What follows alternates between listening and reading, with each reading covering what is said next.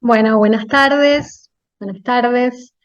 En tanto directora del programa Quilca de Estudios Visuales sobre Arte Colonial Sudamericano y en nombre del comité organizador de este encuentro, les doy la bienvenida al segundo Congreso Internacional sobre Cultura Visual Iberoamericana, siglos XVI a XIX, que en esta ocasión tiene como tema convocante Espacios Sacros, concepción, superposición y vivencias de lo sagrado.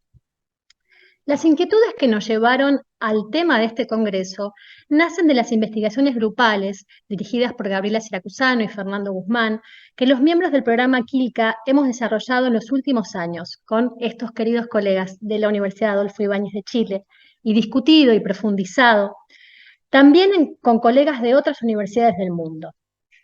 Pensar en los espacios sacros fue producto de recorrer el territorio americano, de vivenciar las geografías, de conocer sus ciudades y pueblos, templos y capillas, de conversar con las personas que los cuidan y participar de las prácticas que se llevan a cabo actualmente.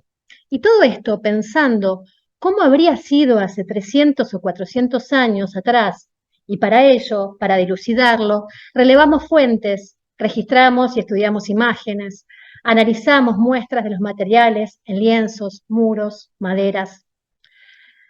La convocatoria que pensamos junto con el comité organizador de este congreso apuntó a discutir numerosos aspectos del tema como la geografía y la superposición de creencias, los movimientos y las formas de extroversión del culto, los programas visuales en los templos, la biografía de los espacios sacros.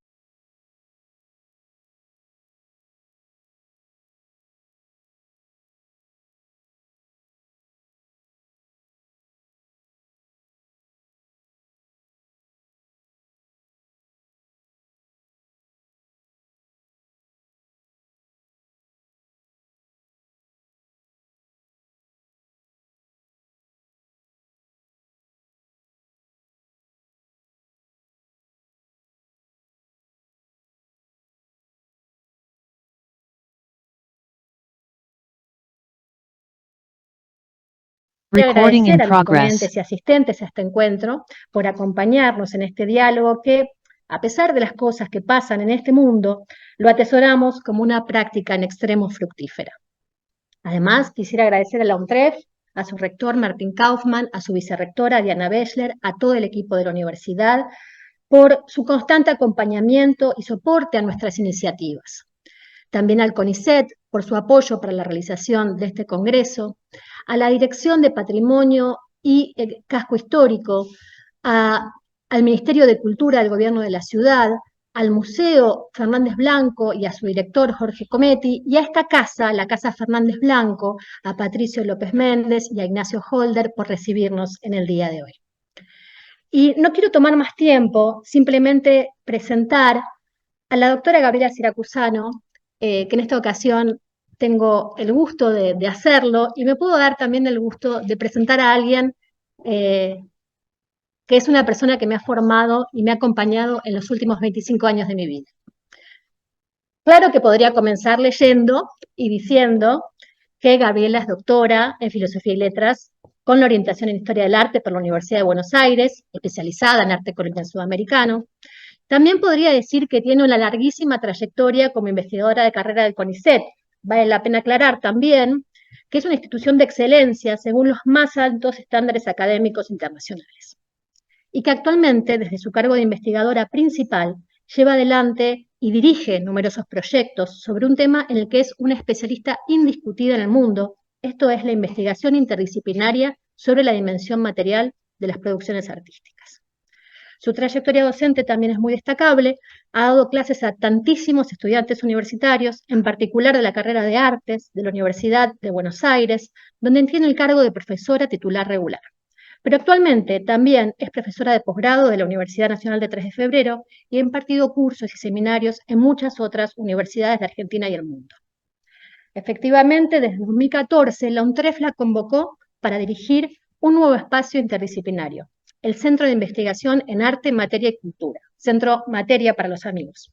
Y desde allí, ella convocó a un primer equipo de investigadores, becarios y doctorandos, que fue creciendo hasta convertirse en un espacio que actualmente alberga a 25 investigadores formados y en formación en las áreas de historia del arte, química y conservación. Y recibe estudiantes e investigadores de diferentes partes del mundo. Y Centro Materia sigue creciendo.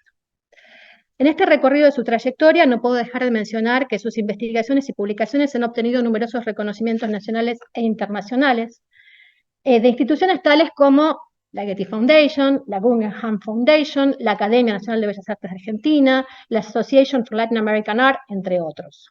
Sus numerosos artículos y libros, desde el ya clásico El poder de los colores hasta el reciente Materia Americana, que tuve el honor de coeditar, son textos de consulta obligada para varias áreas del conocimiento. Podría seguir, pero no quiero tomar más tiempo. Solo cerrar diciendo que Gabriela Siracusano ha sido y es para mí una referencia intelectual, una colega de investigaciones y aventuras por el mundo y una entrañable maestra. Y creo que para muchos de ustedes que están acá en la Casa Fernández Blanco y de quienes nos acompañan a la distancia, también lo es. Gabriela nos va a hablar en esta ocasión de estas sintonías y hiatos para una topología visual y material andina, dando por inicio a este congreso.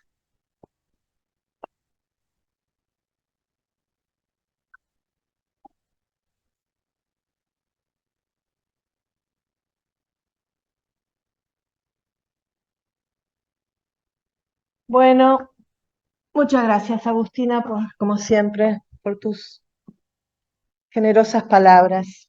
Y buenos días, buenas tardes a quienes nos acompañan hoy en este nuevo congreso, que todo el equipo de investigación y de organización ha le pone tanto el cuerpo y el alma para que sea lo que fue la vez anterior y que estoy segura que va a ser en esta. Y gracias al Fernández Blanco, como siempre, por alojarnos, queridos amigos, desde hace tantos años. Bueno, acá hay un celular, no sé si... Hubo un tiempo que fue hermosa. Allá por los años 40, en que la valoración del patrimonio cultural artístico del periodo colonial vino de la mano, como decía Agustina recién, del recorrido obligado del territorio, sin la posibilidad de apretar una tecla y que una pudiera saltar virtualmente entre hipervínculos para ver, reconocer y conectar espacios y artefactos artísticos del pasado. En tren o en autobús, de a pie o incluso a lomo de burro, el registro visual, escrito o táctil de todo lo que se iba encontrando resultó una herramienta fundamental para inventariar aquello que durante siglos había permanecido muchas veces en el olvido. Pero no solo ello. Esos registros permitieron trazar mapas y rutas imaginarias que reconocían modelos y parentescos a la vez que creaban redes de objetos heterogéneos y cronológicamente dispares. En Argentina, por ejemplo, los documentos de arte argentino publicados por la Academia, particularmente entre el 39 y el 43, bajo la dirección de Martín Noel, son una clara muestra de este accionar. Mediante un texto que tanto pretendía identificar y comprender arquitecturas, artefactos y vestigios de antiguas prácticas humanas, como adjetivar y categorizar esos mismos conjuntos, y una colección de fotografías que retrataban el paisaje, los espacios y los objetos, se podía ver por primera vez la convivencia de artefactos que habían sido actores tan eficaces como quienes los poseyeron. Este testimonio visual puede ser contrastado, como estoy mostrando acá, con los registros actuales sobre las mismas geografías y repositorios. Que les voy a mostrar algunos casos, Rosario de Susques, por ejemplo, que como bien señalaba Agustina, estuvimos hasta no hace mucho, con varios de los que estamos acá. Acá pueden ver las fotos del 39, y acá empezamos con el juego de las diferencias, ¿no? No sé si llegan a ver que están faltando pintura mural, ¿no? Resoluciones de objetos. ¿Se ve? Si yo muevo... Ah, no, pero no se ve mi... No, está bien, no se ve mi cursor. Casabindo, por ejemplo. Si bien la pintura mural en general pareciera igual, sin embargo, en este caso lo que pasa son que objetos que estaban dispuestos de una manera, ¿no?, pasan a estar dispuestos de otras después de muchos años, como por ejemplo esta pala que estaba debajo del altar y que hoy la vemos detrás y más arriba, ¿no?, con un criterio distinto. Acá se ve. En cambio, los cambios, las ausencias o la acumulación de presencias exhiben tramas de sentido y usos con las que se entrelazaban.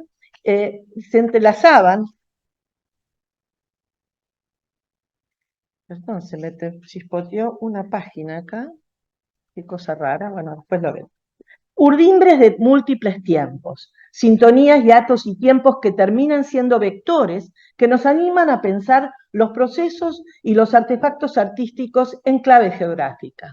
En este sentido, las geografías del arte que la obra de Da Costa Kaufmann propuso allá por los comienzos del milenio, nos han ayudado a reflexionar sobre los alcances de los vínculos entre el arte, los lugares y los diversos espacios en relación con las prácticas culturales del mundo colonial hispanoamericano, impregnados a veces de poder, otras de sacralidad y las más de las veces de ambas. El caso de la Virgen de Montserrat, como tantas otras devociones marianas, ejemplifica esta íntima relación entre territorio, topografía y sacralidad. Dice Esquenone sobre ella, cito: la peculiar formación rocosa de la montaña de Montserrat, posiblemente única en el mundo, ha sugerido en el ánimo de las muchas personas que la han visitado un hálito de misterio y de espiritualidad trascendente.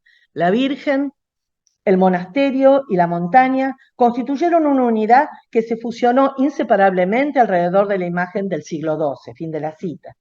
El culto y devoción por la moreneta sabemos cómo se difundió por toda América.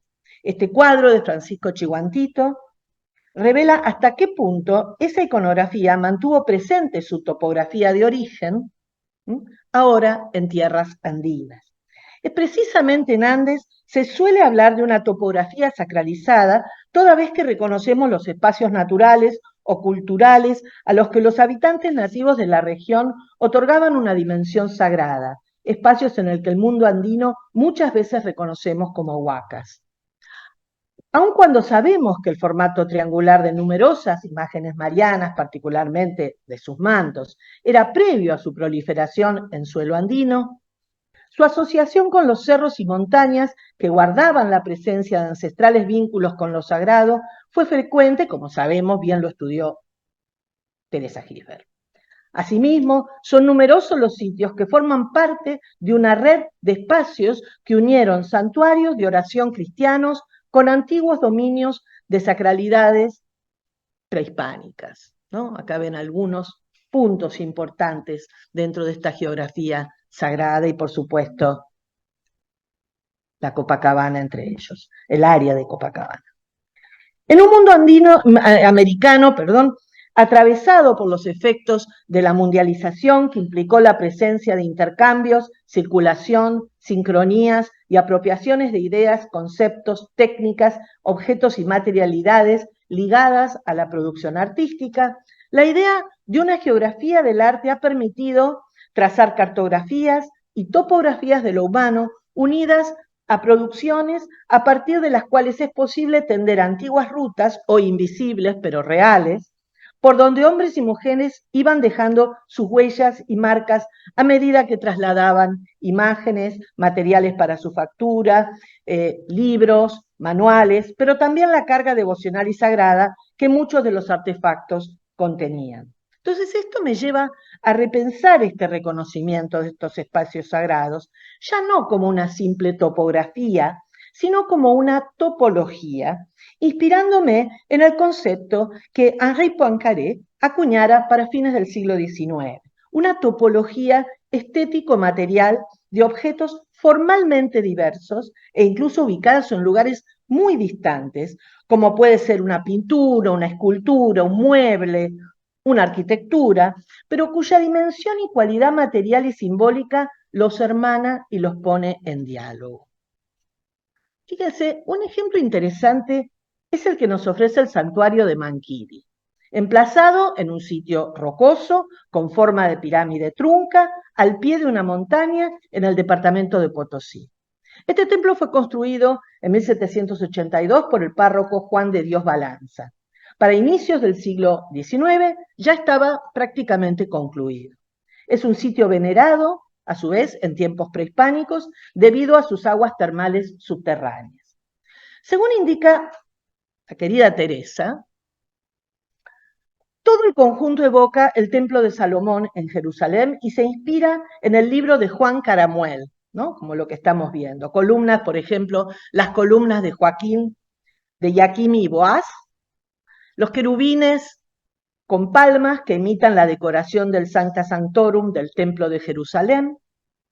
En su interior se ve su retablo mayor, dorado a la hoja, con esculturas y relieves policromados que comparte el espacio con el crucificado y pinturas modernas, como lo que acá vemos. Los muros están todos blanqueados, aunque oculto detrás de uno de los bancos, todavía se puede ver un fragmento de lo que fue la cartela original de su pintura mural. Un detalle singular exhiben precisamente los bancos que tapan este pequeño asomo de pintura mural. Además de sus formas mixtilíneas, que llamaron mi atención, cada uno de ellos muestra óvalos pintados que sorprenden por su iconografía y estilo. Una mirada en detalle nos permite identificar que se trata de las fábulas de Esopo y La Fontaine. Allí vemos al villano y la serpiente, al asno y al perro, ahí lo ven, el loro y el simio, el león y la rata, el simio y el delfín, junto a otros tondos con flores, rocallas y chinoiserie que ubican temporalmente a estos objetos en la mitad del siglo XVIII, muy probablemente de origen francés. Sabemos que para esa época el gusto por los motivos de fábulas inundó las artes decorativas en bancos, sillas, azulejos, paneles, textiles, vajillas. Emplazados en este lugar, tan ajeno a estas formas e intenciones, señalan un hiato, un quiebre en la sintonía general, pero al mismo tiempo le otorgan a dicho espacio sacro una fisonomía distinta pero propia. Es decir, muchos de estos objetos fueron cambiando la fisonomía de los espacios, sumándose a las imágenes y objetos ya existentes, a veces reemplazándolos y otras veces simplemente ocultándolos, como pueden ver en algunos casos, ¿no? Allá, por ejemplo, los desposorios de la Virgen tapado por el coro, por el balcón del coro, o este que es muy singular, que es el Encallapa, donde el retablo deja un espacio chiquitito, que supuestamente era para una pintura, donde deja ver la pintura mural, lo poco que queda de la pintura mural, ¿no? La metamorfosis que estos espacios sagrados experimentaron a lo largo de siglos es una variable que no debemos desdeñar si queremos comprender cómo se fueron delineando esas topologías de la cultura visual. Un recorrido por el patrimonio religioso colonial sudamericano presente en iglesias y capillas nos enfrenta con piezas que en numerosas oportunidades despliegan transformaciones respecto de lo que pudo haber sido su apariencia original, ¿sí? Modificadas en su estructura o policromía, fragmentadas, descompuestas o transformadas en nuevas formas e iconografías, tapadas por otras composiciones o simplemente ocultas bajo una capa de pintura o detrás de estos objetos, como muy conocido el caso de este altar, ¿no? En Curahuara de Carangas del siglo XIX, que tapa precisamente a los donantes de la pintura mural. Entonces, ocultos, trasladadas a espacios que no condicen con aquellos para los que fueron creados, como es el caso, ¿no?, que estoy mostrando acá, de Ancoraimes, y que gracias a los estudios, en este caso los estudios, a la contrastación entre los estudios químicos y las fuentes históricas, podemos saber hoy que este es el mismo altar, ¿no? O tenemos una fuerte, ¿no?, presunción de que es el mismo altar del cual el indio Tito Yupanqui participó cuando hizo nada más y nada menos que la Virgen de Copacabana. Entonces, alejados estos objetos, como este caso, ¿no?, de otras piezas con las que construían un discurso visual, porque esto construyó un discurso visual en algún momento, con la consecuente pérdida de parte de su significación simbólica, ritual y comunicacional, estos objetos exhiben un alto grado de opacidad a la hora de su estudio, de su investigación, y también, pero a su vez definen nuevas topologías estéticas. En este sentido, los libros de fábrica de las iglesias nos ayudan a desentrañar los enmascaramientos, superposiciones y convivencias de artefactos e imágenes que fueron cambiando su lugar físico y simbólico en estos sitios. El caso de la iglesia de San Juan Bautista en Corque, sobre la que luego voy a hablar en relación a su pintura mural, es también muy atractivo. El libro de fábrica, y agradezco acá a la doctora Mardones que me pudo dar este documento, y Juan Ricardo Rey, que también contribuyó a transcribirlo. El libro de fábrica registra el accionar de varios de sus curas párrocos entre 1715 y 1779, así como el papel ocupado por las cofradías de indios que allí accionaban.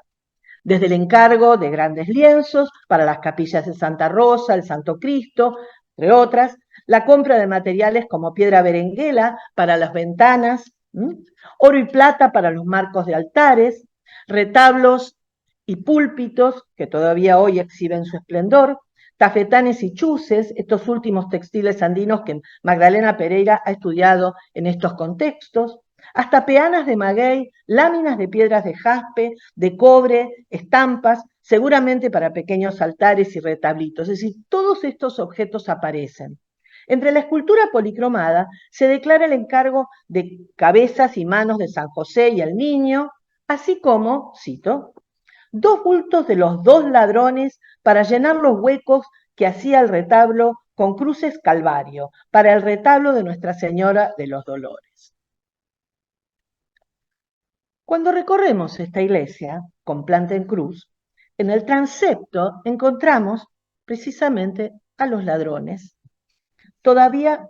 que todavía resisten, ¿sí?, el paso del tiempo y los avatares de los cambios culturales. Sin embargo, sus propias heridas podrían ser la puerta de ingreso para conocer más de cerca sobre su procedencia a partir del estudio de su técnica y materiales, que no he hecho, ¿no? Pero acá les muestro algunos detalles. Estas obras, al igual que aquellas muy intervenidas o destruidas, nos imponen su materialidad al tiempo que tensan su carácter de representación. En este sentido, el concepto de imagen abierta, tal como lo propone Georges Didier-Hermann, resulta útil en tanto el autor propone que una imagen abierta designa un momento privilegiado en el cual, al contacto con la realidad, se desgarra la organización aspectual de lo semejante. La herida, el corte, el fragmento, despliegan la posibilidad de nuevos análisis a partir de las imágenes que han dejado de ser, pero que, abiertas, se resignifican. Estas observaciones resultan de enorme relevancia para mí, en tanto permiten establecer lazos con el concepto de cuerpo, entendiendo por cuerpo de la imagen esta doble dimensión de la materialidad, ¿no? Una dimensión, ¿no?, y acá volviendo a las ideas de Maran, una dimensión transparente anclada en el cuerpo real y visible de las imágenes, ¿no?, soportes, imprimaciones, capas pictóricas. Acá no estoy mostrando grandes imágenes, estoy mostrando lo que ha pasado, ¿no?, con este paso del tiempo, estas roturas, estas grietas del paso del tiempo y también de las intencionalidades, ¿no? Esto es Santa Catalina en Jujuy. y una dimensión opaca que obliga a poner en diálogo estos mismos elementos de lo real con las significaciones remotas. Acá se supone que hubo un señor de los temblores, y lo que estamos viendo es una cosa, ¿no?, que nos evoca, pero que claramente está hablando de otro tiempo.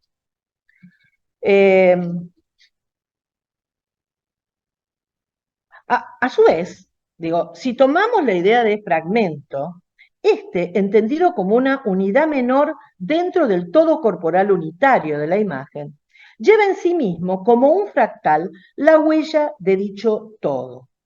Este planteo dialoga con la idea de otorgar a la materia, como lo he dicho ya varias veces, su carácter de documento.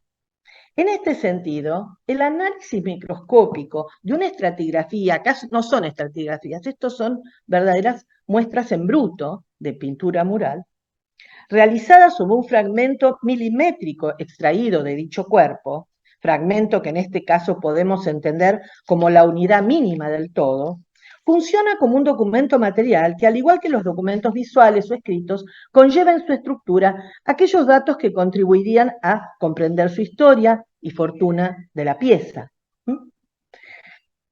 Sobre la base de esto es que propongo que el cuerpo de los bienes culturales religiosos realizados durante los siglos XVI y XVIII en los territorios del Virreinato del Perú y también del Río de la Plata, que hoy se presentan modificados en su estructura o policromía, fragmentados, descompuestos, transformados en otras formas, iconografías, ocultos, ¿no? Esta es no me puedo acordar ahora, Salinas de Yocalla, ¿sí? ¿No? Así es como está hoy, ¿no? Pero todavía podemos encontrar estos vestigios, estos pequeños fragmentos del pasado. Su carácter de fragmento, de ruina u ocultamiento, que habría obturado su posibilidad de ser investigados e incluidos en los discursos historiográficos del arte colonial, porque estos objetos no forman parte de los discursos canónicos del arte colonial, resulta paradójicamente la clave para su desentrañamiento y arrojaría luz sobre los procesos de producción artística del período, ¿no? Entonces, déjenme que ahora les presente dos casos, ¿no? Lo que yo llamo topologías materiales. Dos cuerpos que están ocultos entre una temporalidad y visualidad sincopadas. Cuando digo esto es porque, ¿no?, la idea de lo sincopado tiene que ver con no mantener un ritmo. Cuando uno está recorriendo estos espacios, lo que nos pasa sensorialmente es que nos acostumbramos, bueno, acá está la nave, y esto tiene que estar de este lado, y allá tiene que estar, y de repente es como que el ritmo se corta y se superpone un otro ritmo, ¿no? A eso me refiero con sincopado. Entonces, Corqui y Curahuara son dos localidades pertenecientes a la provincia de Carangas, departamento de Oruro, en el occidente boliviano. La construcción de estos templos data de fines del siglo XVI. El señorío Aymara Caranga controló durante muchos años toda esta región. Mamavilca y Chuquichambi fueron los curacas principales de la provincia de Carangas entre 1535 y 1560. Para principios del siglo XVII, los caciques Baltasar Cachagas y Gonzalo Laruma aparecen como donantes, como les mostré en la iglesia de Curahuara de Carangas, mientras Vilca Calijaya fue quien controló Corquemarca, que así se llamaba Corque, y Zabaya. También tenemos que recordar que estos dos pueblos formaron parte de la ruta comercial obligada entre Potosí, La Plata y Arica, la llamada Ruta de la Plata, por donde circularon personas, mercancías, libros. Ambas iglesias exhiben un programa de pintura mural muy impresionante, llevado a cabo en diferentes etapas de su historia. Ahora los voy a mostrar. Son precisamente esas temporalidades escalonadas y superpuestas las que le otorgan a estos templos una visualidad sincopada, con escenas de imágenes a veces ocultas y otras fragmentadas. Vamos a ver el caso de Corque.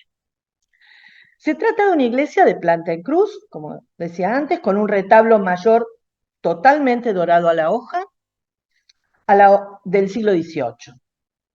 Los muros de su nave principal están blanqueados casi en su totalidad, aunque en algunas partes, como podemos ver, asoman los colores y formas de lo que fue la pintura mural aplicada en el siglo XVIII.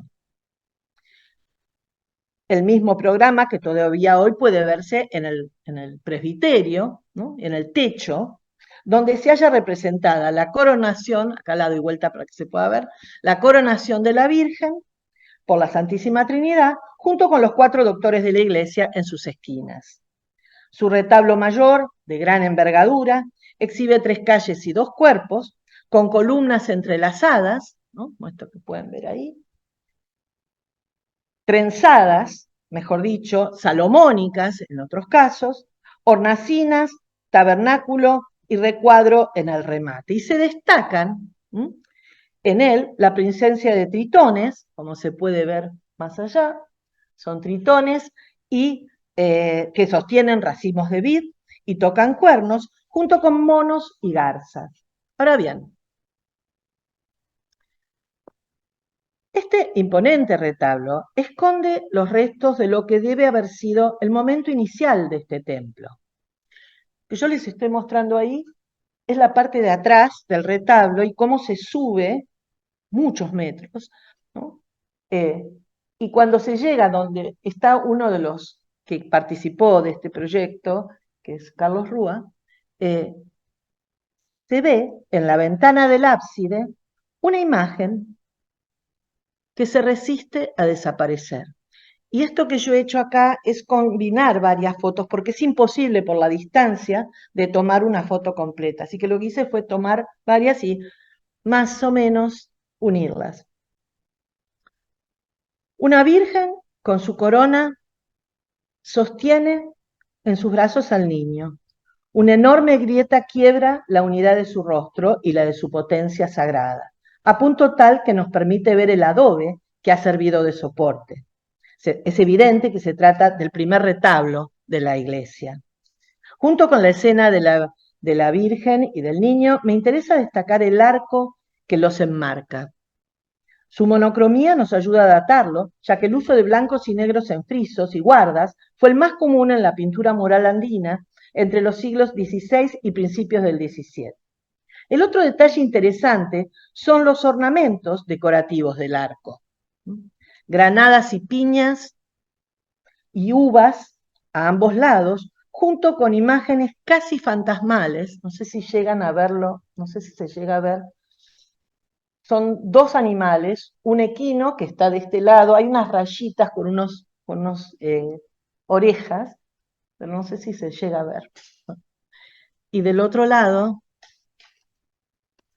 se lo ve mejor al otro animal que tiene cuernos, ¿sí? Una cabra. El remate fue algo que desde un inicio llamó mi atención.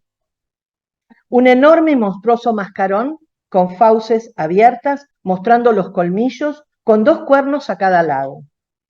Una primera interpretación me llevó a vincularlo con las antiguas cabezas de felino de la cultura chavín, algo que habría abierto la posibilidad de una supervivencia y convivencia de elementos prehispánicos y cristianos. Sin embargo, gracias a la ayuda de mi colega Alba Bovicio, que me ayudó y me aconsejó, pude advertir que su tratamiento formal naturalista, con sus colmillos entrelazados, su morro y su cabellera, y su distancia, básicamente geográfica, del área de influencia chavín, atentaban contra esta conjetura que me hubiera encantado poderlos convencer. Tal vez sí podríamos relacionarlos con un estilo más naturalista de la cultura tiahuanacu, que si bien no está tan cerca, podría haberse difundido en este área. No descarto esta posibilidad, pero también me hubiera gustado convencerlos de esto, debo contemplar que en esa zona es muy común encontrar imágenes cuyo modelo proviene de grabados ornamentales holandeses y flamencos con roleos y grotescos que forman parte de las bibliotecas, y formaron parte de las bibliotecas de los religiosos, seculares y regulares que guiaran la producción de estas pinturas. Por ejemplo, en iglesias andinas como la de Marcapata o Canincunca, es posible identificar el uso de estas estampas. Muchos de estos ornamentos servían para la creación de cartuchos, dispositivos visuales usualmente con la presencia de roleos, que a partir del siglo XVI se convirtieron en una característica ornamental integral, basados en dibujos de Cornelis y Jacob Floris, cartuchos y marcos ornamentales como los de Franz Huygens o Pieter van der Heyden, muestran mucha similitud con nuestro caso, particularmente en el tratamiento de la máscara, así como en las bandas y roleos calados con formas rectangulares y circulares, simulando rollos metálicos. ¿Sí? A su vez, una inmersión en su dimensión material nos introduce en las sustancias y técnicas que aplicaron para llevar a cabo este primer retablo dedicado a la Virgen. Los análisis químicos que hasta el momento hemos realizado con todo el equipo, y está acá la doctora Tomasini, pero también la doctora Mayer, que contribuyó con los estudios orgánicos, revelan que la técnica empleada es el temple al seco, con presencia de proteínas, pero no de lípidos, lo que indica que se habría utilizado alguna cola animal para emulsionar. El temple era la técnica más utilizada en la época para la pintura mural al seco. Su uso databa de tiempo atrás, ¿no? Y lo sabemos, no lo voy a leer, pero Pacheco comenta cómo Vasari cuenta exactamente este tipo, ¿no?, de técnica. Por otra parte, Rocío Bruquetas menciona que era común en la España del siglo de oro el uso de técnicas grasas, temple al huevo, para las figuras, mientras que se prefería las técnicas magras, temple a la cola, para los fondos, que es este caso. La preparación del temple al seco era muy sencilla, solo requería de la aplicación de una cola animal caliente y un revoque realizado en yeso, alisado y encolado. La misma cola, más fluida, también se usaba para aglutinar los pigmentos. Y como decía recién, Martha Mayer, su equipo, identificaron proteínas tanto en el adobe como en la base de preparación y la capa pictórica de la mayoría de las muestras de Corque, ¿no? Eso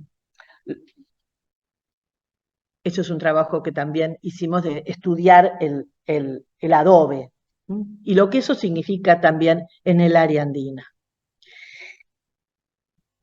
Los colores que se utilizaron son los que usualmente se recomendaban para esta técnica. Y acá agradezco a Eugenia y a Milagros, quienes trabajaron mucho en estos estudios. Toda la imagen tiene un soporte, tiene como soporte el adobe, ¿no?, como decía, mezcla de arcilla y paja, con una capa de preparación a base de yeso y diferentes minerales, cuarzo, calcio, azufre, silicio. La pintura monocroma, que es este pedacito que estamos viendo es de la pintura blanca y negra, fue realizada con algún negro orgánico, probablemente de carbón. El fondo revela la presencia de un amarillo orgánico de posible procedencia local. Y en cuanto a las figuras de la Virgen y el Niño, encontramos tierras ocres, ¿no? Esta es otra muestra de esta zona, naturales en el halo del niño y la corona de la Virgen. Para la carnación, acá no sé si se llega a ver, pero hay unos pequeños puntitos rojos que son este uso que el pintor hizo de una mezcla de blanco de plomo con el vermellón, ¿no?, finamente remolido. Hoy esto está muy deteriorado. Esto tiene que haber sido una imagen, ¿no?, visualmente mucho más atractiva. También se identificaron algunas partículas de carbón en esto, y yo creo que tal vez es producto de la contaminación de alguna escudilla con el negro de carbón usado para el arco. Así que cuando limpiaban y guardaban, iban quedando algunos de estos materiales. En cuanto al manto de la Virgen, acá está, el manto de la Virgen, está presente el uso de albayalde mezclado con azul, un azul de cobre muy fino que podríamos vincular a la azurita. Entonces, estas identificaciones concuerdan con lo que los manuales, como el de Pacheco, relataban respecto a cómo pintar al temple y cómo se pintaban los antiguos, ¿sí? No lo voy a leer. La advertencia que Pacheco hacía respecto de la aplicación de buenos pigmentos para piezas de consideración pareciera coincidir con la elección que efectuaron nuestros pintores andinos para adornar la imagen, que pudo haber sido la más importante del templo. En cuanto a la iglesia de Curaguara de Carangas, que comienza en 1608, nuestras investigaciones datan del año 2004, cuando junto con Marta Mayer, con Carlos Rúa, con Agustina y todo nuestro equipo interdisciplinario, estudiamos las series de postrimerías en iglesias como esta, junto con, por ejemplo, con la de Carabuco, ¿sí? O Caquiaviri. Estos son algunos ejemplos, ¿no? Ahora, años más tarde, nosotros nos uniríamos al equipo liderado por Fernando Guzmán, Magdalena Pereira, para estudiar la pintura mural de las iglesias de la Ruta de la Plata, dentro del cual se encuentra precisamente la iglesia de Santiago de Curaguara de Carangas. Cualquiera que haya visitado este templo no puede sino quedar impactado por su imponente y singular arquitectura y en su interior su complejo programa iconográfico de pintura mural.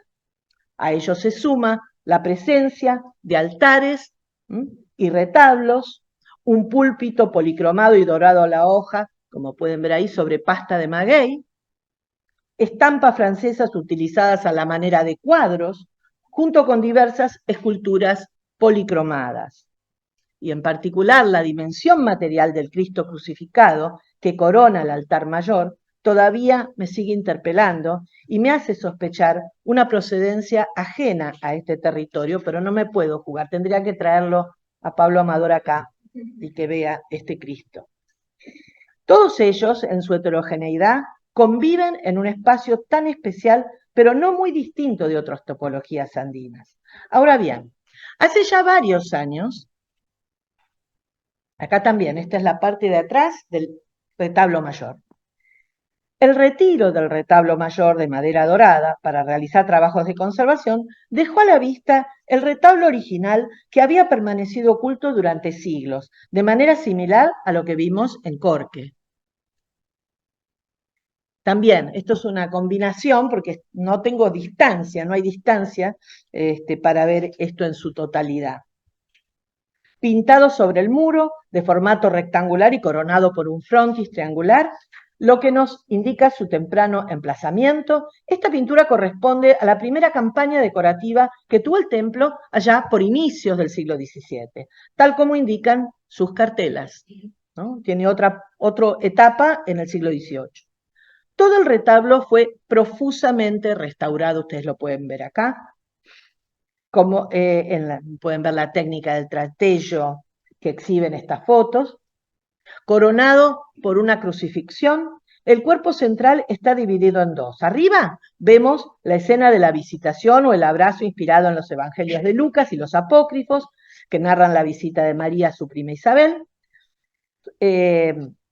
Al costado vemos a Zacarías y José, y en el registro inferior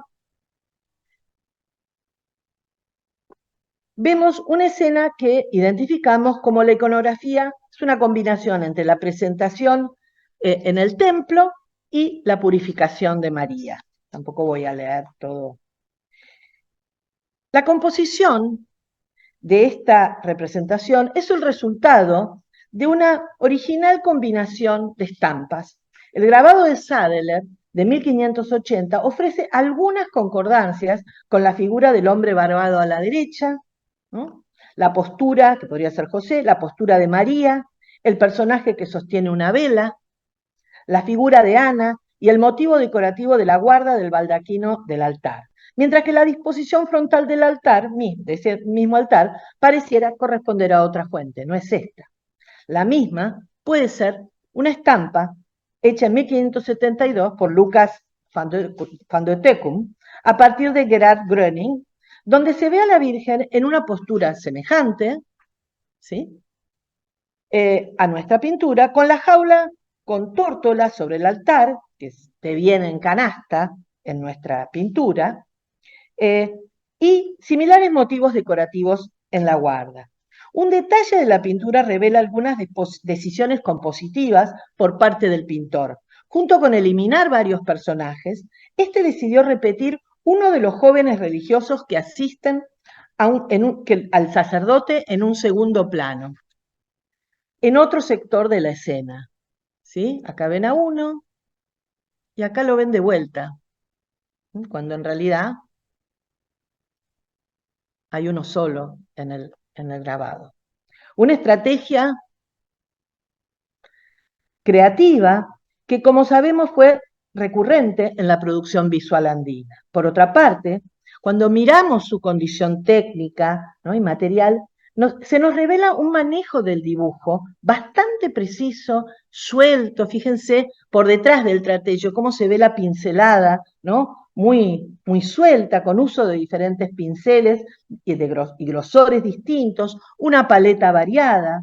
Allí están nuevamente la azurita para el manto azul de la Virgen, la mezcla de albayalde con pequeñas partículas de cinabrio o bermellón para la carnación del niño, el jalde u oropimente, pigmento muy utilizado en el área andina, ¿no?, en la capa de uno de los jóvenes, y hasta el carmín de cochinilla para dar luz a las vestimentas rojas de algunos de los personajes. Todos ellos, como sabemos, formaban parte de la paleta andina y, como hemos propuesto hace años, muchos de ellos participaron paralelamente de prácticas de cultos locales en ceremonias en las que los polvos eran ofrecidos al arco iris y formaban parte de ajuares mortuorios.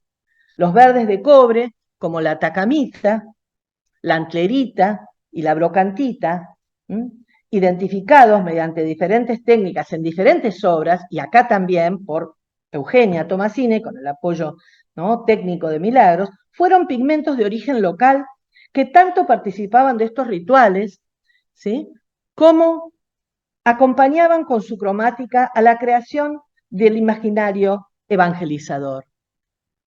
Son estos pigmentos los que cubren el altar y el baldaquino de la pintura mural. Para cerrar, en esta charla he procurado exponer múltiples miradas, o algunas de las miradas que se conjugan en las imágenes, muchas veces hoy ocultas o desaparecidas, pero que decididamente contribuyeron a definir senderos de creencias, condena y salvación para las almas que las contemplaban, particularmente la de los nativos, principales espectadores de estas escenas y estas policromías. Estas materialidades son testimonios de antiguas prácticas evangelizadoras, pero también de cómo ellas colaboraron con otorgar sentido y cómo advertían los catecismos mover, ¿no?, en este caso es una escultura, el ánimo de los fieles.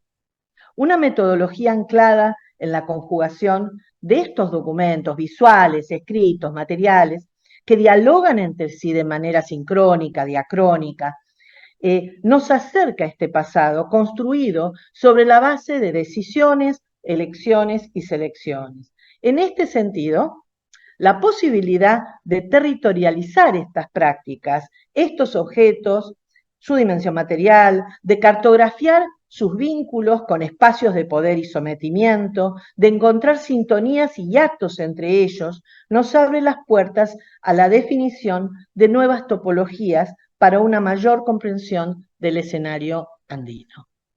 Muchas gracias.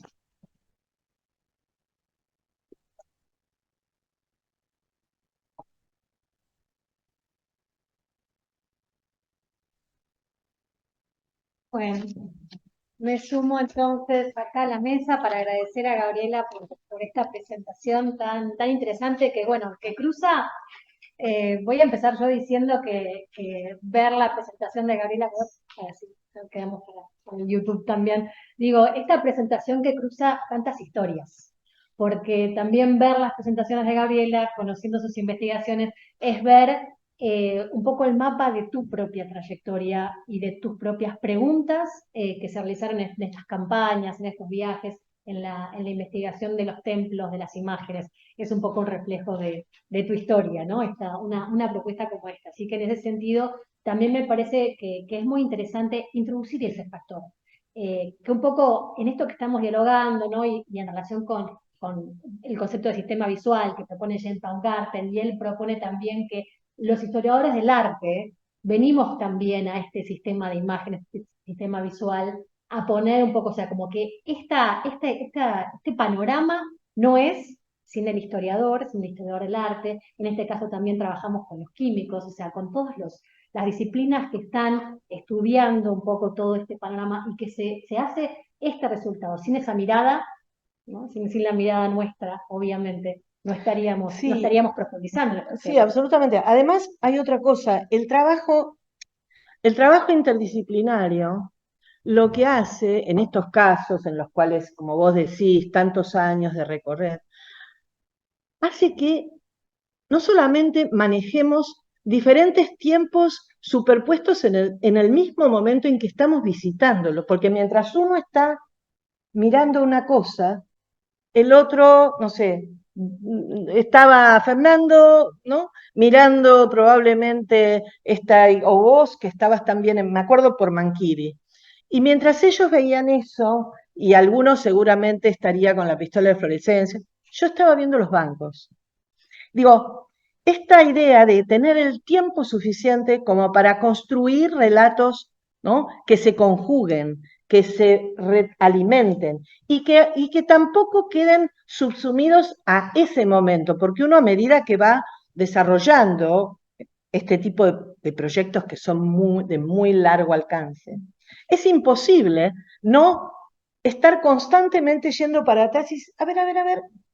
Entonces, a eso me refiero con estas topologías, ¿no? Cosas que parecían que podían no tener relación y que formalmente no tienen similitud, pero que cuando las ponemos en diálogo empiezan a tener una sintonía, ¿no? Y una manera similar de mostrarse, de mostrar ese pasado. Entonces, a eso, ¿no? Me refiero y entiendo comparto con vos lo que decís. La otra dimensión que me parece que es súper interesante, que también la hemos discutido y la hemos trabajado, es la de los caminos, ¿no? Un poco vos mencionabas la Ruta de la Plata, el trabajo sobre las visitas pastorales también, y esos caminos que trazan los recorridos de los individuos, ¿no? Que llevan estas estampas, que llevan estas materias primas, que llevan estos intereses y estrategias, y que conectan estos espacios, ¿no? Esos caminos que son los que unen estas imágenes, ¿no? También en este espacio que señalás.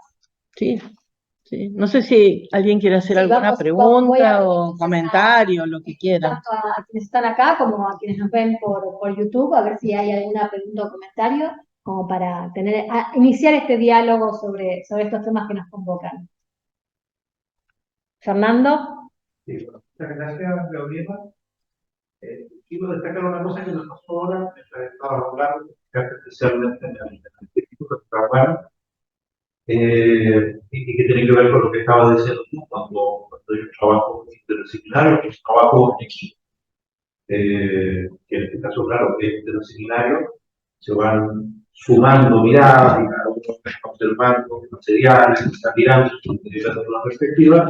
Nunca me había fijado, no solo, o sea, el espíritu sí, pero no me había fijado cómo el espíritu puede ser está instalado delante del Estado, una posición también muy particular. El espíritu del mismo es particular, pero en su posición. Y entonces, mientras miraba eso, y a propósito de lo que tú decías, pensábamos, claro, Dina, ahora estamos trabajando un texto que intenta entregar una articulación relativamente comprensiva solo de la lectura moral, y solo de la lectura moral ya pues es un trabajo tremendo. Entonces, pensaba en que, claro, en la riqueza de esas miradas múltiples, de esas miradas disciplinarias, en la dificultad, cuando tienes que tener una comprensión de un espacio que tiene tantos estratos, tantos materiales distintos, qué sé yo, de cómo convertir eso en, sobre todo pensaba en esto, de cómo pensar, cómo convertir eso en textos que no solo sean comprensibles o digeribles para nosotros, sino para otros. Por ejemplo. Ya para nosotros resulta difícil y pensar en cómo eso lo traducimos. Y eso es un desafío, ¿no? Es complejo, porque explicar, ¿no?, las múltiples capas que aparecen en un espacio como este, o como estos, eh, es, es invitar a quien te lee a que se embarque en esta hay una cosa a veces como de entrevero, como de cosa que, porque uno dice, bueno, ¿y qué importancia tendría trabajar sobre estos bancos que yo creo que no son? Pero a mí me parece muy interesante, porque la pregunta es, ¿y cómo llegaron ahí? ¿Y quién los donó? ¿Los donó alguien que tenía en su casa o los compró un religioso que decidió traer de Europa, no sé si son franceses, pero algo me dicen por el tipo de que viene por ese lado?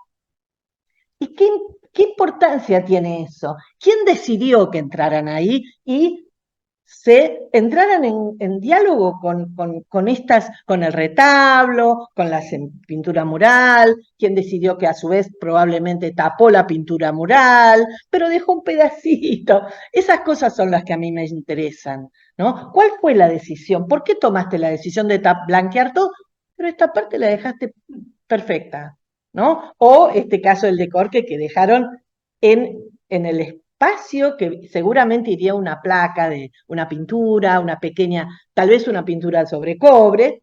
En vez de dejar eso, dejaron a la vista la pintura mural de atrás. Eso es clarísimo, que es una señal de que quieren que se vea, porque ya no se puede ver en otro lado. Ahora, ¿cómo uno le explica eso? ¿Y cómo un historiador del arte puede generar un relato coherente, ¿no?, y que tenga atractivo para poder comprender estos múltiples tiempos, porque son un tiempo detrás de otro? Eso es lo complicado, ¿no? Pero bueno, me parece que para mí no hay otra forma. Para mí, cada vez más me convenzo que el trabajo es interdisciplinario y en equipo. Bueno, no quiere decir que uno no pueda trabajar solo algunas cosas, pero quiero decir que tiene un grado de riqueza que difícilmente lo tenga el trabajar solo y aislado. Y no te, no te vas a encontrar con con esta duda, ¿no? Esto que yo lo mostré a propósito, lo de Corque, porque a mí me hubiera encantado que fuera de Chavín. Sí. Me encanta. No, ahí abriste la metodología de Claro. análisis, lo que uno como historiador quisiera que suceda y a veces no ¿Te sucede. acordás que yo te lo mostré y lo te dije, hablamos mira mucho. esto? Pero Sí, después dije, mejor lo comparto con alguien que sabe. pero hay una honestidad intelectual de decir, bueno, eso, uno desearía que las cosas fueran de determinado modo y a veces no sucede. Sí, igual, no sé si alguno tiene alguna idea, lo que todavía no termina de cerrarme en qué hacen esos dos animales, porque por un momento dije, esto tiene que ver con la natividad, pero están separados, no tiene, uno es claramente un equino y el otro es claramente una cabra, y están como en la base del arco, Queda abierto para... y no hay nada más, para así que es lo que hay, sí. ¿no? Al que tomó la fuente de los grabados, estaba en el grabado histórico, también es posible.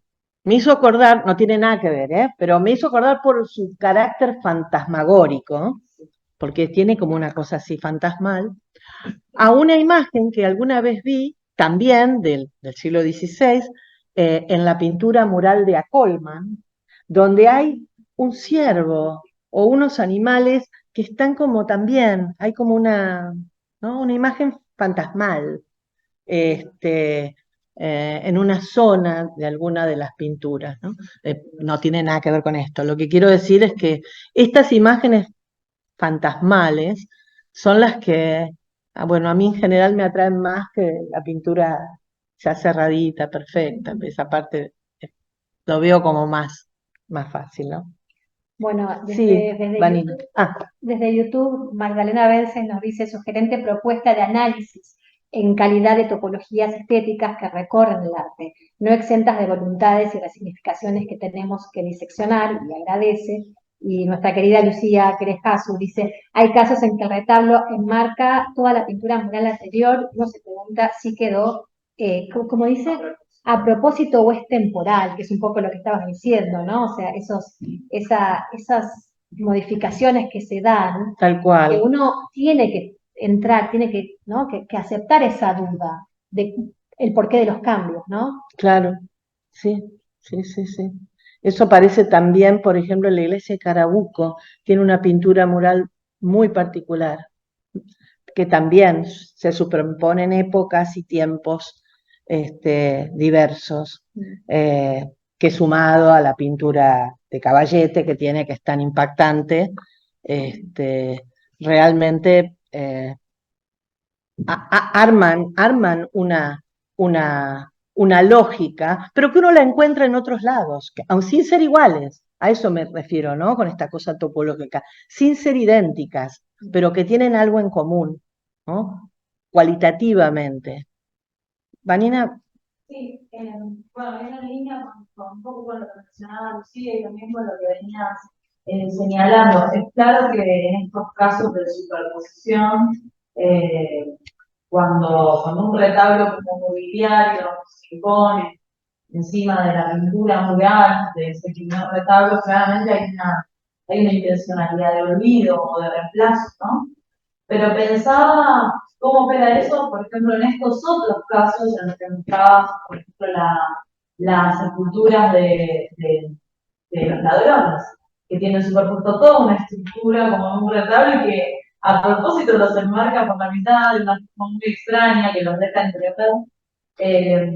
Pensaba entonces como si en esta idea de las topologías estéticas y materiales pensamos también en cómo estas imágenes activan las memorias de estos tiempos pretéritos, ¿no? O justamente jugar con esta idea de que siguen estando activas, pero se le agregan otros sentidos. Yo creo que sí, yo creo que es así.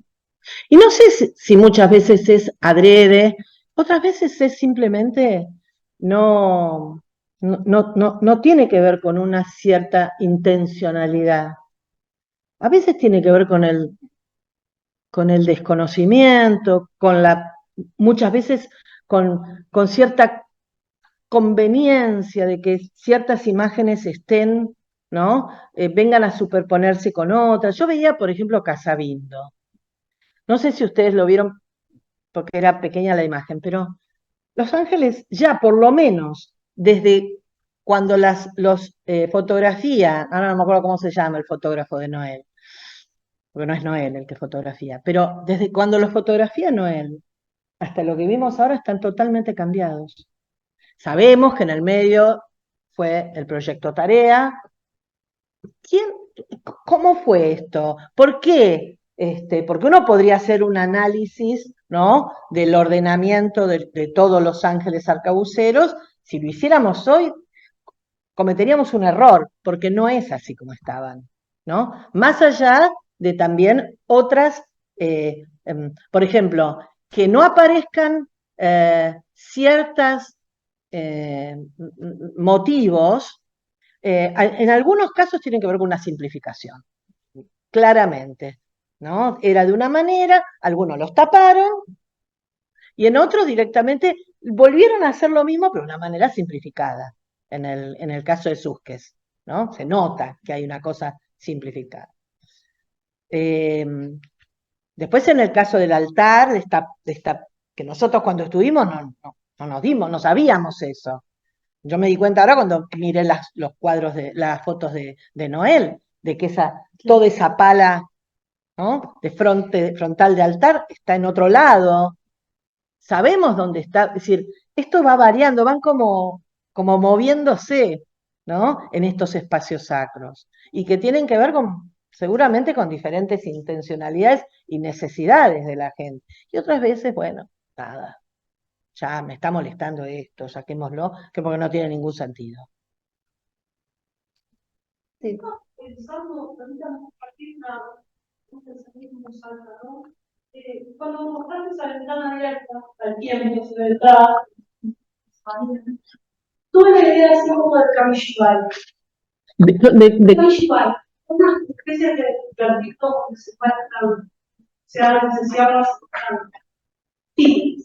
Pero realmente esa ventana, luego dejaba venir también esos ladrones, esa construcción particular, me sugiere para algo más bien teatral.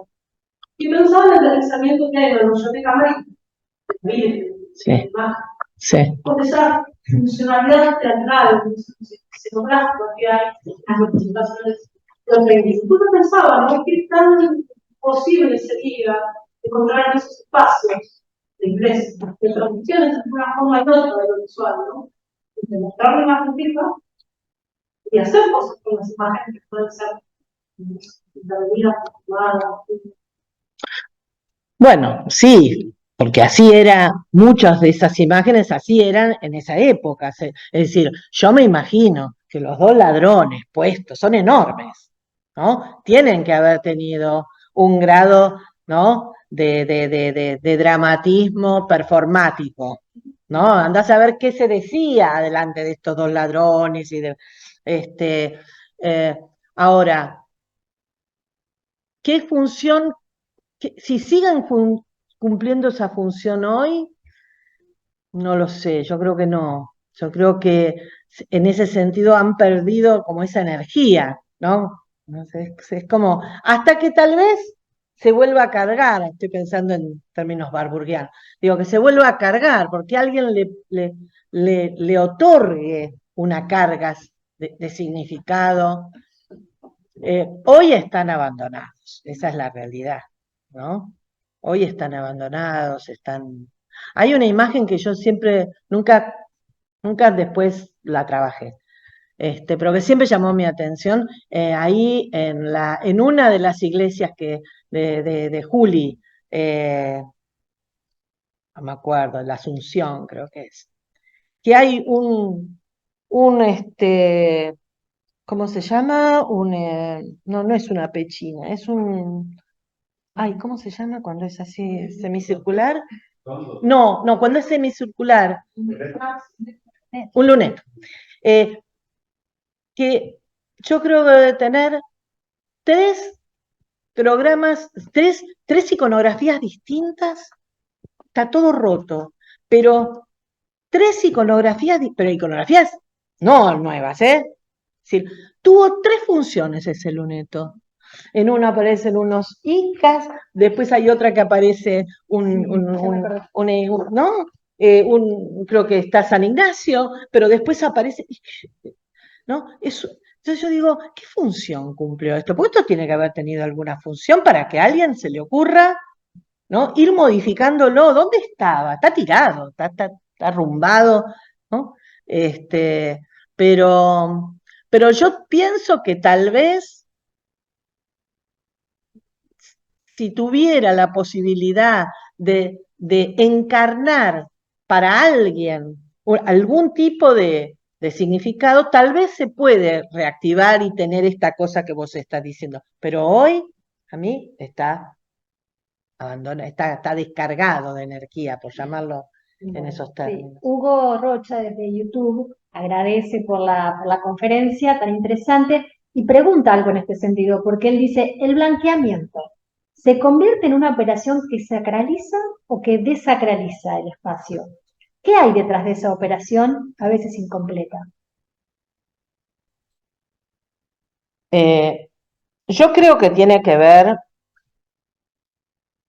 en muchos casos, con una solución, que frente al deterioro de la pintura, ¿no? Mural que en algún momento tuvo, se decide blanquear para no mostrar ese deterioro. Para mí hay una intención, aun cuando la tape, hay una intención Es que ahí de sacralizar el... entra en juego el decoro. Claro, no puede estar así todo caído. Claro, los casos que mostré son casos donde luego la mirada del restaurador limpió y muestra esas pequeñas, ¿no? Lagunas. Pero para mí hay una intencionalidad sí, como vos decís, de aplicar el decoro. Claro, en ese momento Claro, se sacraliza de claro. alguna manera desde la mirada Sí, de quienes están habitando y sí, gestionando los espacios, ¿no? Me parece que sí. sería por ahí, pero es muy interesante pensar. Juan Ricardo, ¿querías hacer una pregunta?